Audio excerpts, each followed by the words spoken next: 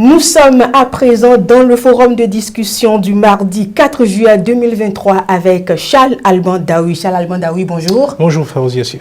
Au Bénin, les citoyens ne peuvent plus faire confiance aux stations-service quand ils vont acheter du carburant, Charles. Oui, c'est dommage, c'est malheureux. Vous savez, la fraude s'invite dans tout ce qu'il y a comme activité au Bénin. Dans tous les domaines, il y a toujours des personnes qui essaient donc de faire de la fraude dans les stations-service. Il se fait que oui, on ne peut plus vraiment faire confiance à ceux qui sont détenteurs donc de ces stations-service-là. Il est vrai que le service qui est rendu, qui consiste donc à vendre le carburant aux Béninois, il est fait au moyen d'engins, d'appareils que l'on installe dans ces lieux-là et qui fonctionnent en fonction des données qu'on y met.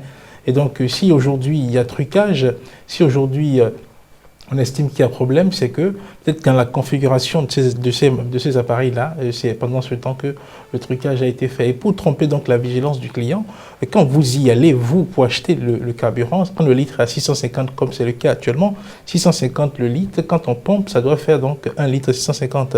Donc quand vous avez ces données-là tout de suite sur l'appareil, vous ne pouvez pas vous doutez que la quantité qui est entrée dans votre réservoir n'est pas la quantité égale à ce que vous avez vu là.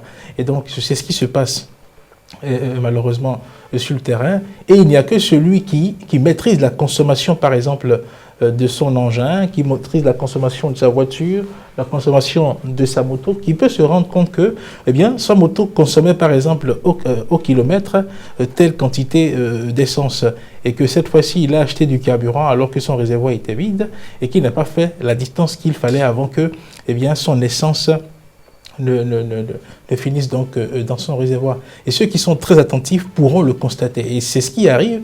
Les gens ont pu faire ce constat-là. Des gens sont allés se plaindre donc à l'Agence nationale de métrologie, cette agence-là qui s'occupe de contrôler tout ce qui est normes en matière de vente au Bénin. Et je pense que l'opération qui a été dernièrement faite et qui a révélé qu'effectivement, il y a ces stations dans lesquelles il y a des trucages, il y a des fraudes, vient confirmer donc les plaintes que certaines personnes ont envers les stations-service et qui font même qu'il y en a qui n'y vont pas parce que, doutant de cela. A contrario, à l'opposé de ces personnes-là, il y a ceux qui vont à la station parce qu'au bord de la voie aussi, il y a ce trucage-là. Vous savez, toutes les bouteilles qu'on expose sur la voie ne sont pas des bouteilles qui correspondent à 1 litre.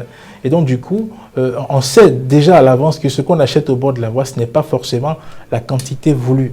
On se dit qu'en allant à la station, on aura le litre qu'on a vraiment écrit sur l'appareil. Mais il se fait que malheureusement, ceux qui sont à la pompe et qui tiennent donc la pompe et qui vendent le carburant ont des mécanismes qui leur permettent de ne pas mettre, par exemple, la totalité du litre qui a été affiché donc sur l'appareil et par la suite, c'est sans doute du carburant qu'ils utilisent, qu'ils vendent après, peut-être pour se faire de l'argent autour de ce commerce. Donc c'est un peu la situation.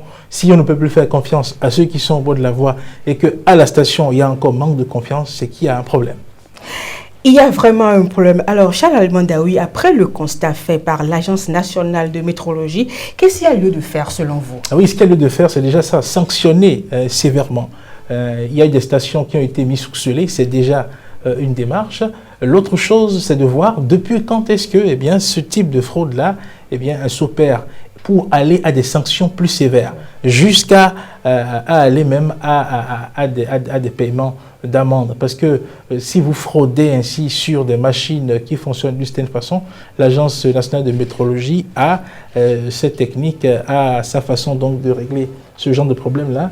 Donc il faut que l'agence agisse dans ce sens-là et au-delà donc des scellés qui sont posés sur ces stations-là, il faut que les responsables de ces stations-là soient interpellés. Les trucages des machines ont été faits à quel moment concrètement et que des mesures, des sanctions soient prononcées contre ceux qui détiennent ces différentes stations-là.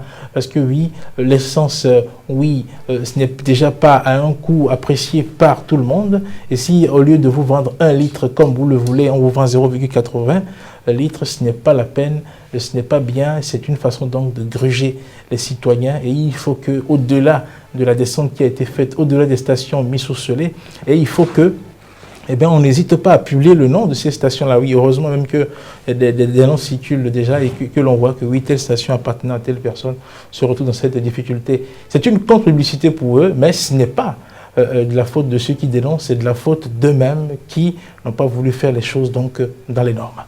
Merci à vous, Charles Almandaoui, pour votre intervention. C'est moi qui vous remercie. Fin du forum de discussion de ce matin.